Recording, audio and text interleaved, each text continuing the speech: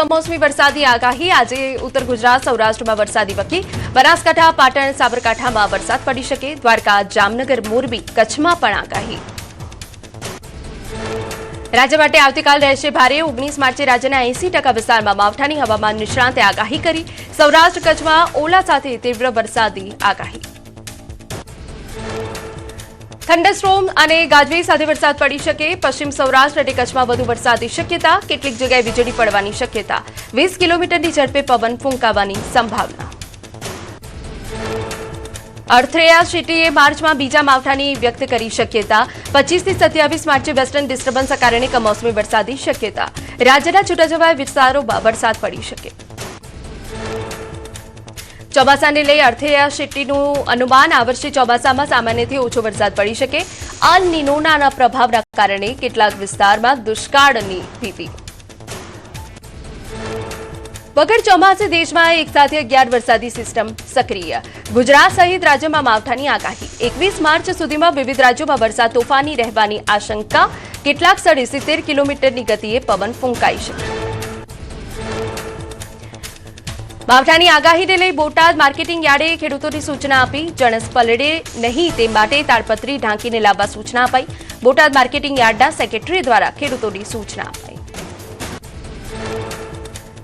Rajkot heatwave અને આક્રમક ગરમી વચ્ચે સિવિલ હોસ્પિટલે તૈયાર કર્યો ખાસ વોર્ડ 20 બેડ અને 10 નર્સિંગ સ્ટાફની વોર્ડમાં વ્યવસ્થા કરાઈ ઓઆરએસ સહિતની તમામ જરૂરી સુવિધાથી સજ્જ કરાયો વોર્ડ 5 તબીબો પણ સ્પેશિયલ વોર્ડમાં ફાળવવામાં આવ્યા છે ભારે તાપમાન લૂ અને હીટ સ્ટ્રોકથી બીમાર દર્દીઓની સ્પેશિયલ વોર્ડમાં સારવાર કરાશે સૌરાષ્ટ્રભરમાંથી આવતા દર્દીઓની સારવારને લઈ તૈયાર કરાયો અલગ વોર્ડ ચમોલીના ઔલીમાં સિઝનની ભારે બરફવર્ષા જાન્યુઆરી પછી સીધો માર્ચમાં બરફ પડતા પ્રવાસીઓ અને ખેડૂતો ખુશખુશાલ માર્ચમાં મિની સ્વિટ્ઝરલેન્ડ જેવો નજારો જોવા મળ્યો ગુલમર્ગમાં તાજી બરફવર્ષા શરૂ થઈ ગુલમર્ગમાં સફેદ ચાદર પથરાઈ ગરમીથી બચવા આવેલા સહેલાણીઓ બરફ જોઈ ઝૂમી ઉઠ્યા આગામી થોડા દિવસો માટે ખરાબ હવામાનની આગાહી જમ્મુ કાશ્મીરના ડોડા જિલ્લામાં બલેસા અને ચાંગામાં સતત હિમવર્ષા સમગ્ર પર્વતીય વિસ્તાર બરફથી ઢંકાયો ડોડાના ઊંચાઈવાળા વિસ્તારોમાં હિમવર્ષાના કારણે જનજીવન પ્રભાવિત રસ્તા પર બરફના થર જામી ગયા મનાલીમાં આવેલી પ્રખ્યાત સોલાંગ વેલીમાં તાજી હિમવર્ષા સોલાંગ વેલી સફેદ બરફની ચાદરથી ઢંકાઈ ડ્રોન વિઝ્યુઅલમાં કેદ થયો અદભુત નજારો પ્રવાસીઓ બરફની મજા માણવા ઉમટ્યા મનાલીમાં હિમવર્ષાથી પ્રવાસીઓ ખુશખુશાલ અટલ ટનલ પાસે લપસણા રસ્તાઓના કારણે ટ્રાફિક જામ તો પ્રવાસન ઉદ્યોગમાં જબરદસ્ત તેજી આવી મોડી સિઝનની હિમવર્ષાએ પ્રવાસન સિઝન લંબાવી રાંચીમાં કુદરતનો પ્રકોપ શહેરમાં પવન અને કરા સાથે વરસાદ અનેક જિલ્લાઓમાં કરા પડતા ઠંડક પ્રસરી જનજીવન પ્રભાવિત થયું 22 માર્ચ સુધી વરસાદ અને કરા પડવાની શક્યતા ખેડૂતોમાં ચિંતા તમિલનાડુના થેની જિલ્લામાં કરા સાથે વરસાદ આંદીપટ્ટી પાસેના ગામોમાં અચાનક હવામાન બદલાયું મેઘમહેરથી લાંબા સમય બાદ ઠંડક પ્રસરી જતા સ્થાનિકોમાં ખુશી શ્રીનગરમાં વરસાદથી તાપમાનમાં ઘટાડો થયો વરસાદી ઝાપટા પડતા વાતાવરણમાં ઠંડક પ્રસરી ડાલ સરોવરનો નજારો ખીલી ઉઠ્યો પ્રવાસીઓ અને સ્થાનિકોમાં જોવા મળી આનંદી લહેર કિશનગઢનું ડમ્પિંગ યાર્ડ બન્યું પ્રવાસીઓનું માનીતું ડેસ્ટિનેશન બરફ જેવો નજારો જોઈ લોકો મંત્રમુગ્ધ થયા પ્રી વેડિંગ શૂટિંગ અને ફિલ્મો માટે બન્યું હોટ ફેવરિટ સ્થળ વીકેન્ડમાં 3000થી વધુની ભીડ દિલ્હીમાં યમુના નદીમાં પ્રદૂષણનો કહેર કાલિંદી કુંજ પાસે યમુનાની સપાટી પર સફેદ ફીંડા થર જામ્યા નદીમાં વધતા પ્રદૂષણની સમસ્યા ઉકેલવા માંગ ઉઠી રિક્ષા ચાલકો અને મહિલા સાહસિકોને ઈ વ્હીકલ માટે આર્થિક સહાય મળશે ઇલેક્ટ્રિક રિક્ષા ખરીદવા 48,000ની સબસિડીની જોગવાઈ લીંબાયત બેઠકના એમએલએ સંગીતા પાટીલના પ્રશ્ન પર સરકારે ખુલાસો આપ્યો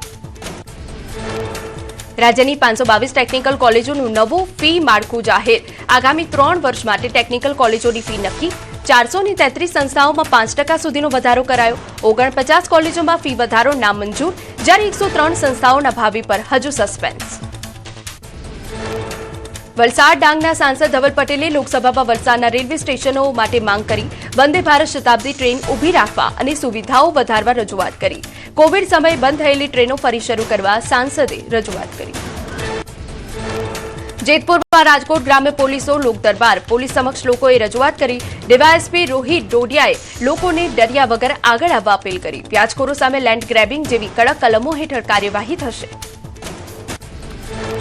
સુરતમાં જૂન મહિનાથી મેટ્રો દોડાવવા લાગે તેવી શક્યતા 3 મેટ્રો કોચની ડિલિવરી થઈ રાજ્ય અને કેન્દ્ર સરકારે અંદાજે 12,000 કરોડના ખર્ચે હાથ ધર્યો છે સુરત મેટ્રો પ્રોજેક્ટ સુરતમાં ભેસ્તાન પોલીસે કર્યું ફ્લેગ માર્ચનું આયોજન રમઝાનમાં કોઈ ઘટના ન બને તે માટે ફ્લેગ માર્ચ કરાયું કાયદો વ્યવસ્થા જળવાઈ રહે તે માટે કામગીરી શંકાસ્પદ લાગતા લોકોની પૂછપરછ કરાઈ ગેસની અછત વચ્ચે પાવાગઢ મંદિર ટ્રસ્ટનું આગોતરું આયોજન ભોજનાલય સતત ચાલુ રહે તે માટે ગેસો પર્યાપ્ત જથ્થાની વ્યવસ્થા કરાઈ વપરાશમાં તકેદારી રાખવા નાસ્તા અને ભોજનની વાનગીઓમાં ફેરફાર કરાયો આગામી દિવસોમાં ગેસની તકલીફ ન પડવાનો ટ્રસ્ટના સેક્રેટરીનો દાવો જરૂર જણાશે તો થોડા દિવસો માટે અન્ય ક્ષેત્ર બંધ રાખવાની પણ તૈયારી પાવાગઢ મંદિરના અન્ય ક્ષેત્રમાં દરરોજ હજારો ભક્તો લે છે પ્રસાદ સુરતનો રેપિયર જેકાર્ડ ઉદ્યોગ સંકટમાં ક્રૂડના ભાવ વધતા કાપડના ઉત્પાદન ખર્ચમાં 30% વધારો સચી જીઆઈડીસીમાં 900 વિવર્સની બેઠક 90 દિવસ સુધી પેમેન્ટ નહીં કરનાર વેપારીઓ બ્લેકલિસ્ટ થશે 45 દિવસ બાદ વ્યાજ વસૂલાશે મોરબી સિરામિક ઉદ્યોગમાં ગેસ સપ્લાય ખોરવાતા મોટો ફટકો આગામી 15 એપ્રિલ સુધી સામૂહિક વેકેશનનો નિર્ણય ગેસના ક્વોટા પૂર્ણ થતા જશે તેમ સિરામિક એકમો શટડાઉન કરાશે અત્યાર સુધી 400 કારખાના બંધ થઈ ચૂક્યા છે ભાવનગરના અલંગ શિપયાર્ડ પર પડી ગેસની અછતની અસર શિપ બ્રેકિંગ કંપનીઓએ ધીમી કામગીરી કરી ગેસનો પુરવઠો ઓછો મળતા ઉદ્યોગકારો ચિંતિત જહાજ ભાંગવાની પ્રક્રિયા દરમિયાન ઓક્સિજન સાથે એલપીજીની જરૂર પડે છે ધાનેરા પંથકમાં હોટલ સંચાલકો મુશ્કેલીમાં મુકાયા કોમર્શિયલ ગેસ ન મળતા હોટલોમાં માટીના ચૂલા ઈંટોના ભઠ્ઠા તૈયાર કરાયા ગેસની અછત વચ્ચે લાકડાના ભાવમાં પણ વધારો થયાની રાવ સુરતમાં ગેસની અછતને લઈ ઇલેક્ટ્રિક સગડી તરફ વળ્યા લોકો માંગમાં વધારો થતા શોરૂમમાં ખૂટી પડી ઇલેક્ટ્રિક સગડી ખરીદી પહેલા ઓર્ડર આપવા ફરજિયાત એક જ શોરૂમમાં 50થી વધુ લોકોના બુકિંગ કચ્છના ગાંધીધામમાં ગેસ સિલિન્ડરની અછત વધતા ભાવના વિરોધમાં મહિલા કોંગ્રેસે કર્યું વિરોધ પ્રદર્શન ગાંધી માર્કેટથી મામલતદાર કચેરી સુધી સિલિન્ડરની અંતિમ યાત્રા યોજી સૂત્રોચ્ચાર સાથે વિરોધ નોંધાવ્યો ઇંધણ વેરાના કારણે રાજ્ય સરકારની તિજોરી છલકાઈ પેટ્રોલ ડીઝલ અને ગેસના વેરામાંથી કરોડોની આવક 2 વર્ષમાં ₹41,593 કરોડની આવક થઈ કોંગ્રેસ એમએલએ અમિત ચાવડાના પ્રશ્ન પર ગૃહમાં નાણામંત્રીએ જવાબ આપ્યો વિસાવદર સાસણ રોડનો મુદ્દો ગૃહમાં ચર્ચાયો વિસાવદરના એમએલએ ગોપાલ ઇટાલિયાએ ગૃહમાં નિવેદન આપ્યું કરોડોની ફાળવણી છતાં નથી બનતા રોડ આ વખતે 270 કરોડની જોગવાઈ રોડનું કામ ઝડપથી પૂરું થાય તે માટેની રજૂઆત વન અને પર્યાવરણ વિભાગને લઈ વન પર્યાવરણ મંત્રીએ જાહેરાતો કરી ક્લાઇમેટ ચેન્જ વિભાગ માટે 429 કરોડની જોગવાઈ કરાઈ 24 જેટલા સાંસ્કૃતિક વન ઉભા કરાયાની જાણકારી આપી વન પર્યાવરણ મંત્રીએ પર્યાવરણલક્ષી બિઝનેસ માટે પ્રોત્સાહન આપવાની પણ જાહેરાત કરી વૃક્ષારોપણ વધારવા માટે 750 કરોડની જોગવાઈ બજેટમાં ગત વર્ષની તુલનાએ 13.37%નો વધારો ખાનગી હેલ્થ ઇન્સ્યોરન્સ કંપનીઓની મનમાનીનો મુદ્દો રાજ્યસભામાં ગુંજ્યો મહેસાણાના સાંસદ મયંક નાયકે વીમા પ્રીમિયમ વધારા મુદ્દે સવાલ કર્યા નાણામંત્રી નિર્મલા સીતારમણે વીમા ક્ષેત્રે IRDAIના નિયંત્રણની ખાતરી આપી શાળાઓમાં ઓરડાની ઘટનાનો મુદ્દો વિધાનસભામાં ગુંજ્યો ધારાસભ્ય વિમલ ચુડાસમાએ સરકારી શાળાઓની હાલતને લઈ સવાલ કર્યા ગીર સોમનાથમાં 152 અને જૂનાગઢમાં 107 ઓરડાની ઘટ વહેલી તકે ઓરડા બનાવવાની માંગ બોટાદ સિવિલ હોસ્પિટલનું કામ ચાલુ વર્ષે શરૂ કરવા ધારાસભ્ય ઉમેશ મકવાણાની માંગ તાત્કાલિક સોનોગ્રાફી મશીન ફાળવવા રજૂઆત ખોરાકમાં ભેળસેળ કરનારાઓ પર બુલડોઝર ફેરવી ફાંસી આપવાની માંગ અમરેલી જિલ્લામાં દરિયાઈ ટાપુને મળશે અવિરત 3 ફેઝ પાવર 30 કરોડથી વધુના ખર્ચે અંડર વોટર કેબલ નખાશે આગામી સમયમાં હાથ ધરાશે ટેન્ડર પ્રક્રિયા તોકતે વાવાઝોડા બાદ કેબલને નુકસાન થયું હતું અમદાવાદથી નાથદ્વારા વચ્ચે નવી એસી પ્રીમિયમ બસ સેવાની શરૂઆત ₹541 ભાડામાં મુસાફરોને મળશે આરામદાયક સુવિધા હિંમતનગર શામળાજી અને ઉદયપુર સહિત કુલ 7 સ્ટોપેજ પર રોકાશે બસ 46 સીટ ક્ષમતા સાથે 2x2 લક્ઝરી બેઠક વ્યવસ્થા ધરાવે છે બસ સવારના 5 વાગ્યાથી અમદાવાદથી નીકળી બપોરે નાથદ્વારા પહોંચશે બસ ઓનલાઈન બુકિંગ પણ કરાવી શકશે યાત્રાળુઓ બનાસકાંઠાના કોટેશ્વરમાં યોજાયો નવહત્તી કોટેશ્વર મેળો સરસ્વતી કુંડના કિનારે દર વર્ષે ફાગણ વદ તેરસના દિવસે મેળો યોજાય છે. દાંતા, અમીરગઢ, પોશીના સહિત આદિવાસી ગરાસીએ સમાતા લોકો ભાગ લે છે.